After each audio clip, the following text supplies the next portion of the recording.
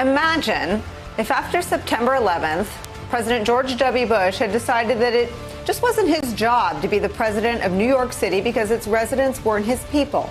Or if Bill Clinton had decided not to head to Oklahoma City after Timothy McVeigh blew up a federal building there because it wasn't a state in which he'd prevailed. Or if President Obama had said that Newtown wasn't his part of the state of Connecticut and he'd stayed away after the shooting at Sandy Hook Elementary School. It hurts to even say those words out loud because it would never have happened. Of course, it didn't happen. All those men understood that it was their job to lead America, all Americans, through her most painful days, and that their most fundamental duty was to protect all citizens of this country from threats, foreign and domestic. Sometimes it's important to remind ourselves how utterly freakish it is that the current American president doesn't see the presidency that way. Case in point, this weekend, Donald Trump praised his supporters and failed to condemn acts of violence and provocation in the tinderbox that is Donald Trump's America. Joe Biden today sounding all of the presidential notes that Donald Trump can't or won't on the raging pandemic and the unrest on American streets. Rioting is not protesting. Looting is not protesting. Setting fires is not protesting. None of this is protesting. It's lawlessness, plain and simple. And those who do it should be prosecuted. Violence will not bring change. Does anyone believe there'll be less violence in America if Donald Trump is reelected? We need justice in America. We need safety in America. We're facing multiple crises. Crises under Donald Trump have kept multiplying. The common thread, the incumbent president who makes things worse, not better. An incumbent president who sows chaos rather than providing order. An incumbent president who fails in the basic duty of the job.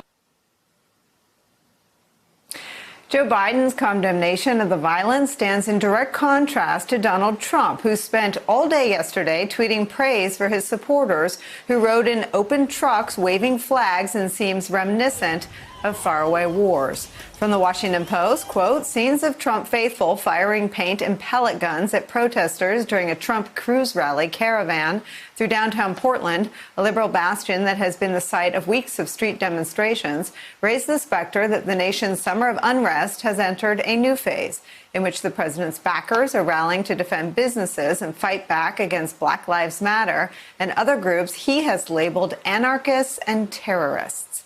The Portland mayor accusing Trump of inciting the violence after a man was shot and killed there amid those clashes between that pro-Trump caravan and Black Lives Matter protesters on Saturday.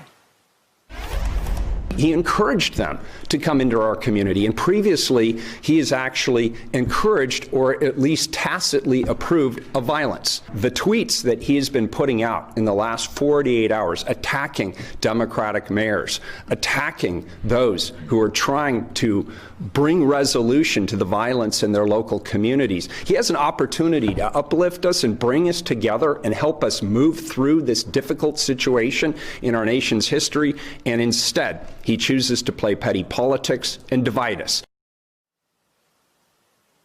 That Donald Trump approves of and incites and encourages violence is beyond dispute. It was he who said that he could shoot people on Fifth Avenue and not lose a single vote.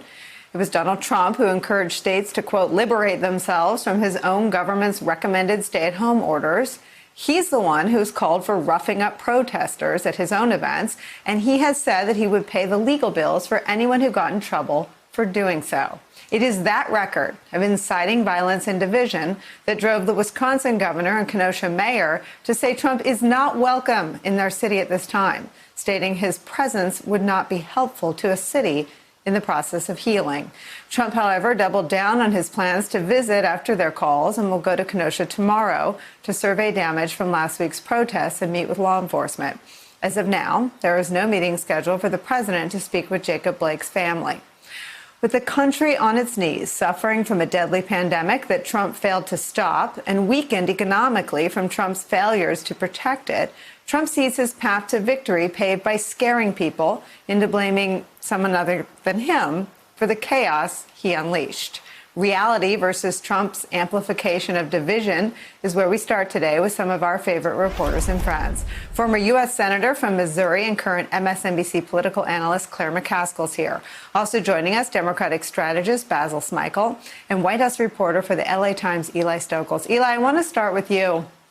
And I wonder if you could just take anyone that was doing a little mental decluttering after the convention last week through the weekend of events as the things grew more tense in the streets of Portland. Donald Trump torqued up his divisive distribution of tweets to his millions of supporters. And through today, after local leaders called for him to stay away, insisted that he's coming.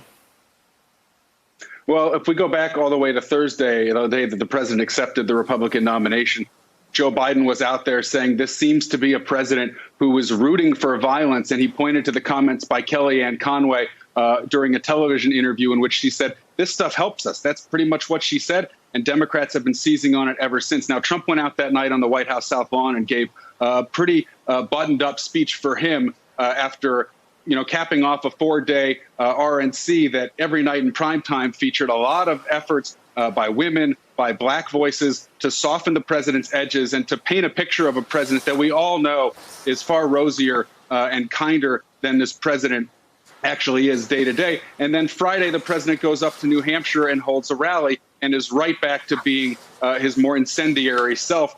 Talking about the protesters, basically dismissing all of them as a mob and really going back to the fear-mongering that is at the heart of his campaign pitch that was maybe toned down a little bit during the RNC. And then on Sunday, after playing some golf, the president just, really having an active day on Twitter and tweeting and retweeting a lot of messages aimed at stirring up fears about these protests that he continues to define by pointing to the most violent elements out there in order to dismiss entirely the cause underlying it, the Black Lives Matter cause, the calls to redress systemic racism. He is painting over all of that and saying, look at these protesters. They want to defund the police. That's the campaign strategy. And it's remarkable to watch because today at the White House, Press Secretary Kayleigh McEnany was asked about the president, his responsibility for inflaming some of this violence by encouraging his own supporters to take to the streets. And she said that he hasn't seen the Trump supporters in the back of the pickup trucks going through the streets of Portland and firing paintballs and other ammunitions at the Black Lives Matter protesters. Trump himself retweeted video of just that on Sunday. She was asked, what does he make of the 17-year-old in Kenosha, the apparent Trump supporter, Kyle Rittenhouse, whose social media was littered with pro-Trump posts, a video of himself at a January Trump rally. This is the person accused of shooting and killing 2 people who were protesting Jacob Blake's shooting in Kenosha. And the press secretary just said, we don't have any comment on that. So there is a real selectivity here in picking out the elements of this that they believe, the White House, the campaign believe, benefit the president politically and ignoring pretty much everything else. And that, I think, is what former Vice President Joe Biden was trying to highlight, some of these inconsistencies. That's what he was trying to highlight when he spoke today in Pittsburgh. Claire, let me show you some more of that speech that Eli's talking about, Vice President Joe Biden today in Pittsburgh. You know me. You know my heart. You know my story, my family story. Ask yourself, do I look like a radical socialist with a soft spot for rioters? Really?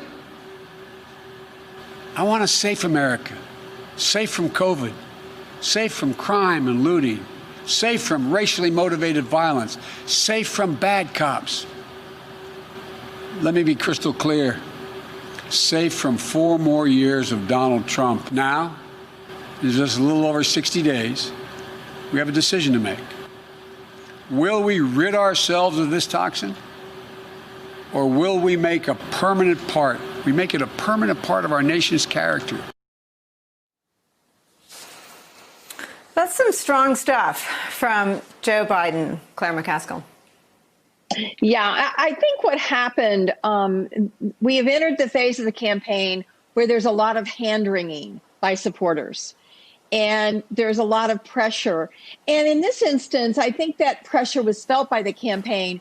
And I think Joe Biden realized he had to get out there and he had to go on offense.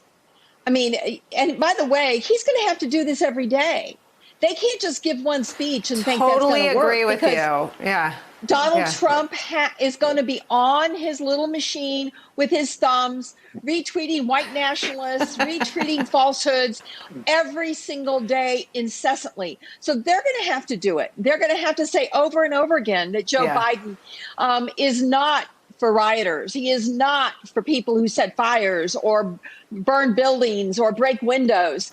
But here's the thing, Nicole, that I think is really interesting about this. The visuals here matter. America knows that Trump is ginning up this chaos. They know that. They can tell it. They can smell it, that he wants this conflict. And the suburban women that are supposedly at play here and that Trump is trying to say you should be afraid, you know what they see? They see all his supporters with AR-15s. They see a 17-year-old going into a volatile situation with a long gun and killing people. You know, and I was reminded over the weekend by about one of my favorite Johnny Cash songs, "Don't take your gun to town." Trump is saying to these people, take your gun to town. Let's see if we can have a rumble. And, you know, the American suburban women, they see that. And they don't like everybody having an AR-15. That's part of the problem in America right now.